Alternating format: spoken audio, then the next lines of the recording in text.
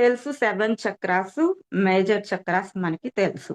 ఏవేంటివి? మూలాధార చక్రం, స్వాదిష్టాన చక్రం, మూడోది మణిపూరక చక్రం, అనాహత చక్రం, విశుద్ధ చక్రం, ఆగ్నేయ చక్రం అండ్ సహస్రార చక్రం. ఇంకా పైన మళ్ళీ 4 చక్రాస్ ఉంటాయన్నమాట. ఇంకా సోల్ స్టార్ చక్ర, గెలాక్టిక్ చక్ర, డివైన్ గేట్వే చక్ర, ఇట్లా 4 ఉంటాయి తర్వాత పైన. కింద కింద ఎర్త్ స్టార్ చక్ర, ఇట్లా 12 చక్రాస్ మనకి మేజర్ చక్రాస్ ఉంటాయి. టోటల్ గా 122 చక్రాస్ ఉంటాయి. మహాద్రష్టలు ఎవరైతే ఉన్నారో వాళ్ళు వాళ్ళ యొక్క దూరదృష్టితోటి, వాళ్ళ యొక్క థర్డ్ ఐ తోటి వాళ్ళు చూసారనమాట. ఇన్ని చక్రాస్ ఉన్నాయి అని చెప్పి, ఇన్ని చిన్న శక్తి కేంద్రాలు, అలాగా పెద్ద పెద్ద శక్తి కేంద్రాలు ఇవి ఉన్నాయని చెప్పి ఆ ద్రష్టలు చూడడం జరిగింది. వాళ్ళ యొక్క మెడిటేషన్ లో థర్డ్ ఐ ద్వారా వాళ్ళు చూడడం జరిగింది.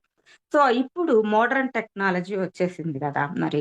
సో ఈ మోడర్న్ టెక్నాలజీ వచ్చిన తర్వాత కిర్లియన్ ఫోటోగ్రఫీ ద్వారా అసలు చక్రాస్ ఎలా ఉంటాయి, వాటి భ్రమణం అనేది ఎట్లా జరుగుతూ ఉంటది, అవి చిన్నవిగా ఉంటే మీనింగ్ ఏంటి, పెద్దవిగా ఉంటే మీనింగ్ ఏంటి, లెఫ్ట్ సైడ్ కుంటే ఏంటి, రైట్ సైడ్ కుంటే ఎలా ఉంటుంది, పైనకి ఉంటే కిందకి ఉంటే, అంటే పై భాగంలోకి కింద భాగంలోకి కనుక జరిగి ఉంటే ఆ వ్యక్తి యొక్క స్టేటస్ ఏంటి, ఇవన్నీ కూడా కిర్లియన్ ఫోటోగ్రఫీ, ఇప్పుడు మోడర్న్ టెక్నాలజీ వచ్చేసింది కదా.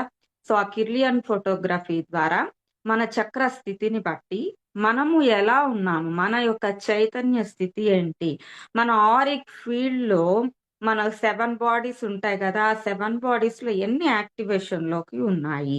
సో ఇవన్నీ కూడా ఈ యొక్క ఆధునిక పరిజ్ఞానం ద్వారా, ఆ కిర్లియన్ ఫోటోగ్రఫీ ద్వారా ఇవన్నీ కూడా మనకి చెప్పడం జరిగింది అన్నమాట.